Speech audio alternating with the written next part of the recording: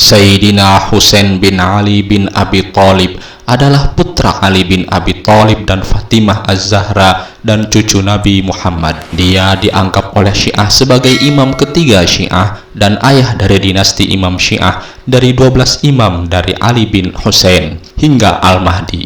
Ia juga dikenal dengan nama panggilannya Abu Abdullah. Husain terbunuh pada hari Asyura dalam pertempuran Karbala, dan karena alasan ini kaum Syiah juga memanggilnya Sayyidus Syuhada. Husain menghabiskan 7 tahun pertama hidupnya bersama kakeknya Nabi Muhammad. Nabi mengatakan tentang Husain dan saudaranya Hasan, seperti Hasan dan Husain adalah penguasa para pemuda surga. Peristiwa terpenting masa kecil Husain adalah ikut serta dalam peristiwa Mubahalah dan disebut Ibnana dalam ayat Mubahilah. Selama kekhalifahan Ali bin Abi Thalib, Husain bersama ayahnya dan menemaninya dalam perang. Kemudian dia mematuhi perjanjian damai saudaranya dengan Muawiyah dan dia tidak melakukan tindakan apapun terhadap Muawiyah. Namun dia menganggap permintaan Muawiyah untuk menerima Yazid sebagai putra mahkota bertentangan dengan perjanjian damai dan bid'ah dalam Islam dan tidak menerimanya. Menurut sebagian besar riwayat, Husain lahir pada tanggal 5 Sya'ban 4 Hijriah atau 10 Januari 626 Masehi. Ketika Husain lahir, Nabi mengumandangkan azan di telinganya dan membuat akikah domba. Husain menghabiskan 7 tahun pertama hidupnya bersama kehidupan kakeknya Nabi Muhammad. Nabi wafat pada tahun-tahun masa kanak-kanak Husain, jadi Husain tidak banyak mengingatnya.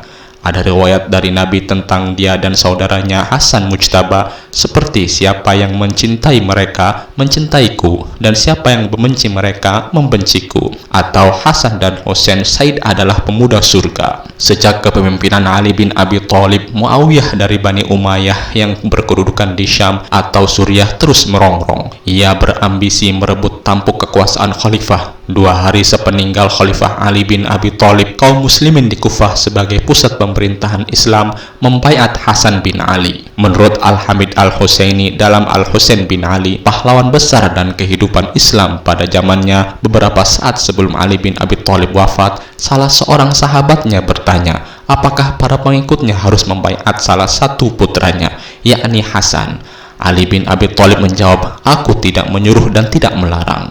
Awalnya Hasan enggan menerima pembaiatan dirinya sebagai khalifah, tapi ia didesak penduduk Kufah sehingga akhirnya menerimanya. Keengganan itu tampak sekali dari sikapnya yang pasif selama 2 bulan sejak dibaiat sebagai khalifah. Selama itu ia tidak mengambil langkah apapun juga terhadap ancaman Muawiyah bin Abu Sufyan di Syam yang sudah siap siaga hendak mencaplok seluruh dunia Islam.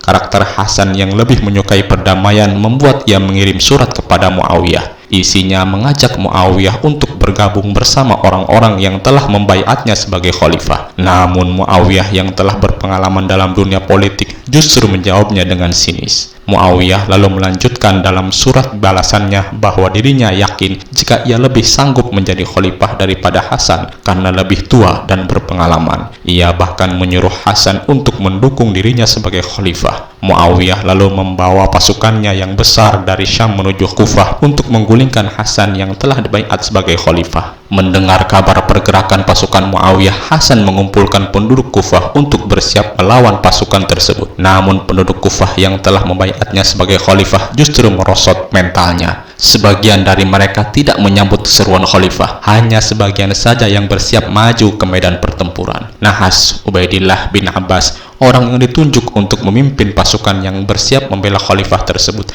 ternyata berkhianat dan berbalik mendukung Muawiyah. Hal ini membuat semangat pasukan longsor. Malah karena persoalan politik lainnya, mayoritas penduduk Kufah berbalik hendak menjatuhkan khalifah. Di tengah situasi yang rumit tersebut, khalifah akhirnya memutuskan untuk melakukan perdamaian dengan Muawiyah. Salah satu poin perjanjian damai tersebut adalah menyerahkan kekhalifahan kepada Muawiyah. Ini terjadi pada tahun 40 Hijriah, saat Hasan menyerahkan kekuasaannya kepada Muawiyah, sehingga 2 kubu yang berseteru dapat bersatu di bawah kekhalifahan Muawiyah. Tahun penyerahan kekuasaan itu dinamai dengan Amul Jamaah atau tahun bersatu kembali. Permintaan baiat dari Kufah, Hasan yang telah menyerahkan kekhalifahannya kepada Muawiyah akhirnya meninggalkan Kufah dan pergi ke Madinah. Sampai akhir hayatnya ia tinggal di kota tersebut. Sementara Muawiyah meninggal dunia pada tahun ke-60 Hijriah setelah sebelumnya menobatkan Yazid bin Muawiyah putra putranya sebagai putra mahkota yang akan meneruskan kepemimpinannya. Sepeninggal dua orang tersebut, sejarah mencatat bahwa kebencian Muawiyah kepada Ali bin Abi Thalib dan kebencian Muawiyah kepada Hasan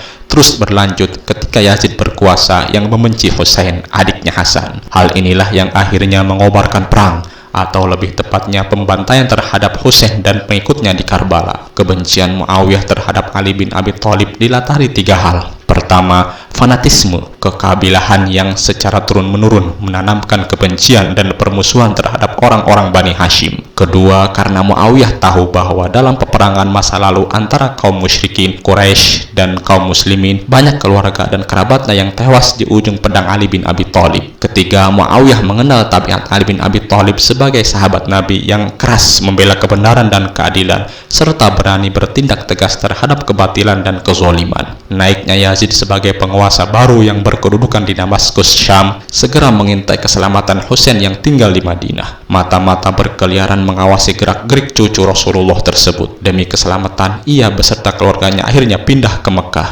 Penduduk Kufah yang semula daerahnya dijadikan pusat pemerintahan kekhalifahan merasa kecewa dengan kepemimpinan Yazid. Mereka mengharapkan perubahan, dan harapan itu mereka sandarkan kepada Husain. Mereka lalu meminta Husain untuk pergi ke Kufah untuk mereka baiat sebagai khalifah. Dalam surat permintaan yang diterima Husain, mereka menyatakan bahwa lebih dari 100.000 penduduk muslimin Kufah telah siap menerima kedatangannya. Meski kabar tersebut merupakan angin segar bagi Husain karena ternyata ada dukungan yang begitu besar untuk menghadapi kezaliman Yazid, tapi ia tak buru-buru menerima permintaan tersebut. Mula-mula ia mengutus Muslim bin Aqil pergi ke Kufah untuk memperoleh keterangan yang pasti tentang keadaan yang sebenarnya. Tak lama setelah tiba di Kufah, Muslim bin Aqil menulis surat kepada Husain yang isinya menginformasikan bahwa penduduk Kufah telah bulat untuk membaiat Husain sebagai khalifah. Namun kabar kedatangan Muslim bin Aqil ke Kufah dan rencana pembaiatan Husain sebagai khalifah terdengar oleh Yazid. Ia lalu mengganti kepala daerah Kufah, Nu'man bin Bishr, oleh Ubaidillah bin Ziyad yang terkenal kejam. Pergantian kepala daerah tersebut membuat penduduk Kufah ketakutan, dan nasib Muslim bin Aqil pun diintai mara bahaya. Setelah mencoba bersembunyi di rumah penduduk, akhirnya Muslim bin Aqil tertangkap dan dibunuh pasukan Ubaidillah bin Ziyad. Situasi Kufah yang telah berubah drastis dan terbunuhnya Muslim bin Aqil tak segera diketahui Husain. Kabar yang ia terima lewat surat yang dikirimkan utusannya tempo hari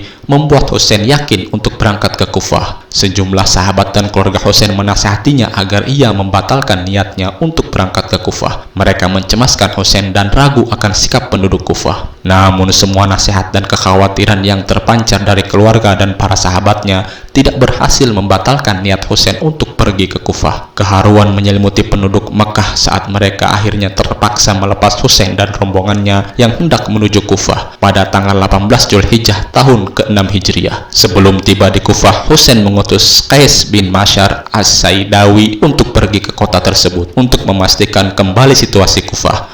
Namun nahas Qais bin Mashar As-Saywadi tertangkap Ubaidillah bin Ziyad dan pasukannya, lalu ia dibunuh. Saat Qais bin Mashar pergi menjalankan perintahnya, datang kabar kepada Husain tentang kematian Muslim bin Aqil dan situasi Kufah yang telah berubah. Namun Husain beserta sebagian rombongan terus melanjutkan perjalanan menuju Kufah. Kabar kedatangan Husain dan rombongannya di dekat perbatasan Kufah disambut dingin penduduk Kufah yang konon lebih dari 100.000 orang menyatakan janji setianya kepada Husain. Kekhawatiran keluarga dan sahabat Husain di Mekah yang menasihatinya agar tidak berangkat ke Kufah ternyata benar. Rombongan Husain tiba di Karbala pada tanggal 2 Muharram tahun 61 Hijriah di bawah pengawasan ketat pasukan berkuda utusan Ubaidillah bin Ziyad yang dipimpin oleh Al-Hur bin Yazid At-Tamimi. Sementara Ubaidillah bin Ziyad, sang kepala daerah Kufah, kemudian menyiapkan pasukan tempur berkekuatan 4.000 orang dengan persenjataan lengkap yang dipimpin oleh Umar bin Sa'ad bin Abi Waqqas. Pada tanggal 10 Muharram tahun 61 Hijriah atau 10 Oktober tahun 680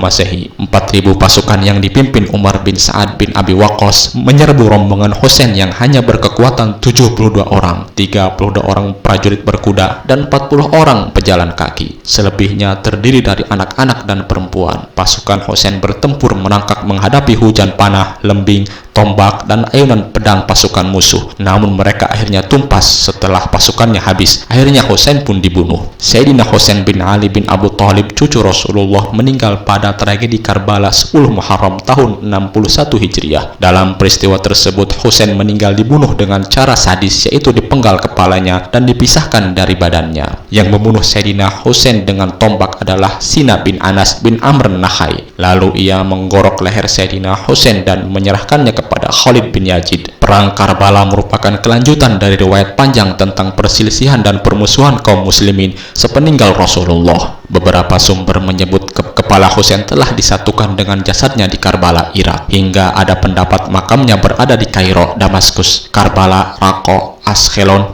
dan Madinah. Misteri ini masih belum terungkap kebenarannya, seperti halnya misteri letak pasti pusara ibunda Husain, Fatimah binti Muhammad. Namun beberapa pendapat seperti Karbala, Irak, dan Kairo, Mesir adalah dua pendapat yang dikenal lebih kuat. Itulah tadi kisah singkat mengenai Sayyidina Husain bin Ali bin Abi Thalib. Semoga bermanfaat. Assalamualaikum warahmatullahi wabarakatuh.